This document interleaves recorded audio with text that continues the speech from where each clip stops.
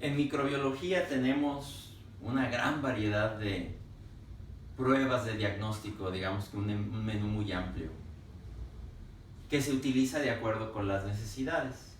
Voy a describir de manera muy somera ese menú y ya después describiremos cada uno por separado. Históricamente las primeras pruebas que existieron en microbiología fueron las moleculares, perdón, las microscópicas. Las moleculares son las últimas que tenemos. Más o menos en este flujo han ido históricamente las pruebas, de la microscopia a las pruebas moleculares o pruebas NAT. En la microscopia o microscopía tenemos dos tipos de pruebas. Los frescos, o sea que se toma la muestra del paciente y se observa directamente en el microscopio, o aquellas que se ponen en coloración. En los frescos tenemos, por ejemplo, todavía de lo que hacemos ahora, las detecciones de tricomonas, por ejemplo, en el vaginal, que es el más común. En el vaginal, por dar un ejemplo. O la muy famosa amiba en fresco, que sin embargo tiene relativa poca utilidad. Y de las coloraciones, pues usamos sobre todo la coloración de Gram, la coloración de Ziehl-Neelsen para buscar en muestras particularmente de la expectoración o del esputo micobacterias, y algunas que nos sirven para detectar directamente parásitos o elementos en la sangre, como es el caso de la coloración de Wright. El problema de las pruebas microscópicas es que tienen relativa poca sensibilidad. Cuando hay muy pocas bacterias en la muestra, no las vamos a detectar en la microscopía. Por ejemplo, si un paciente tiene una bacteremia por un bacilo gram negativo, aunque la bacteremia sea intensa o bacteriemia sea intensa, un piquetito de sangre no nos permitiría encontrar la bacteria, porque a veces en 10 mililitros de sangre hay una o dos bacterias. Entonces para eso necesitamos los cultivos. Los cultivos hay que saberlos interpretar, lo veremos en otra presentación. Básicamente dividimos en los cultivos críticos, los que no tienen una microbiota de fondo, por ejemplo los hemocultivos, o los cultivos del líquido cefalorraquídeo, el líquido del sistema nervioso central, o los líquidos que se toman por una punción. Esos son muy fáciles de interpretar. A diferencia de los cultivos no críticos, que tienen una flora o una microbiota de fondo, como los faringios, que en ese caso hay que cuidar que el laboratorio no reporte microorganismos que representan basura, y que el clínico sepa también interpretar que lo que le están reportando tiene asociación con enfermedad. Entonces tenemos ahí los faringios, los del excremento o coprocultivos, los vaginales. Decíamos, en los vaginales en general es más útil la microscopía.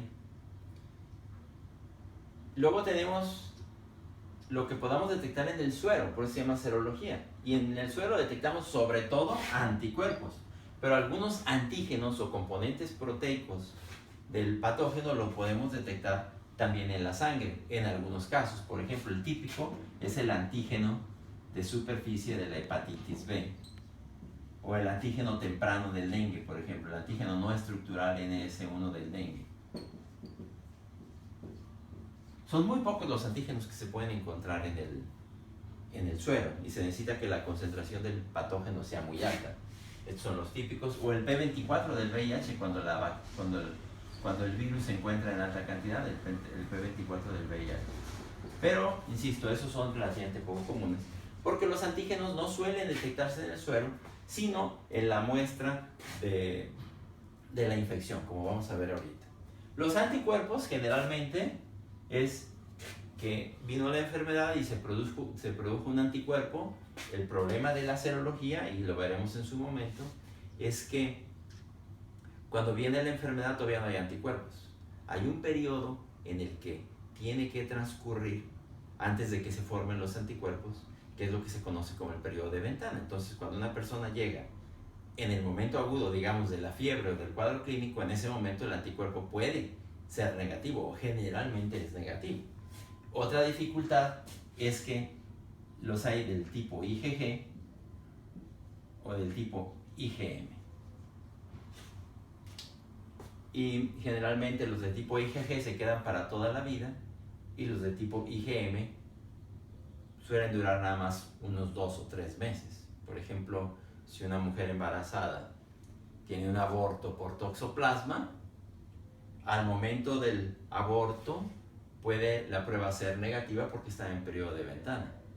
Y si le hacemos una prueba y sale la IgG positiva, quiere decir que probablemente habían pasado ya por lo menos 2 semanas de la infección, o que no es una toxoplasmosis, sino que ella ya tenía una IgG de la infancia. Eso es un poco más difícil de interpretar y lo veremos también en su momento.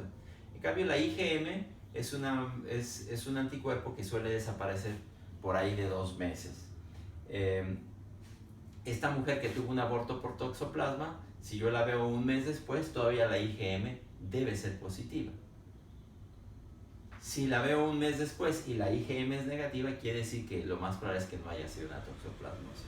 Entonces la serología es muy útil, pero hay que saberla interpretar. Ahora, también hay pruebas de detección de antígenos o productos. Por ejemplo, en los cultivos de la garganta podemos detectar, se llama un cultivo no crítico, Streptococcus beta hemolítico del grupo A.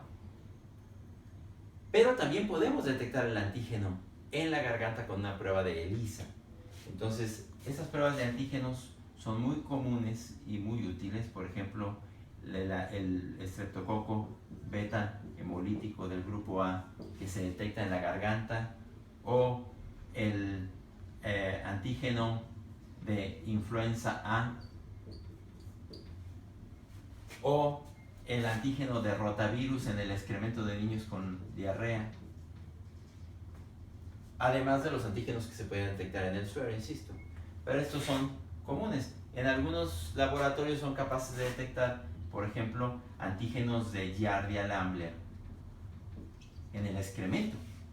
Y son pruebas, insisto, muy buenas que te dan un diagnóstico muy rápido, pero que por desgracia no suelen tener muchos laboratorios en Latinoamérica.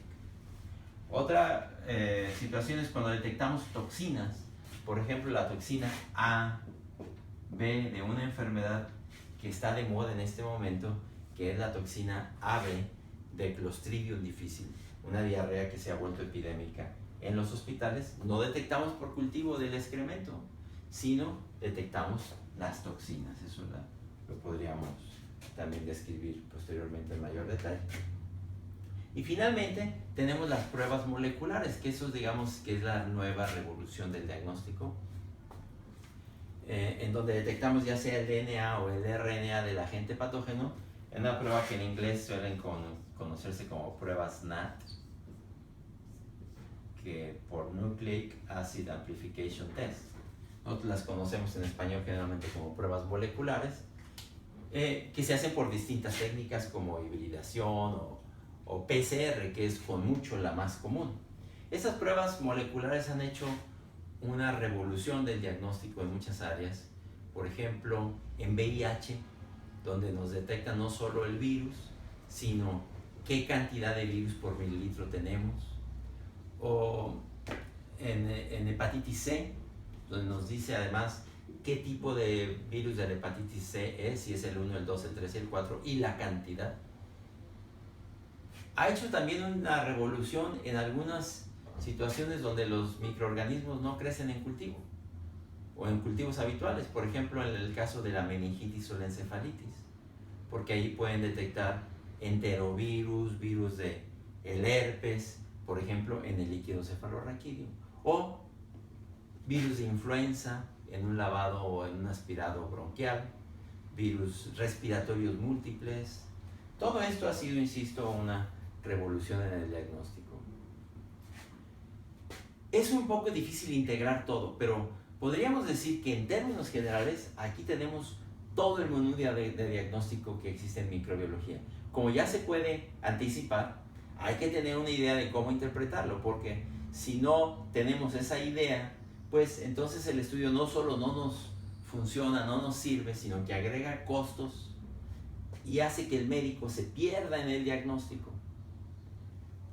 Cuando estamos en la clínica, sin embargo, podemos pensar ¿Cuál de todos estos, además de mi clínica, es el que me va a servir? En algunos otros videos veremos estos punto por punto.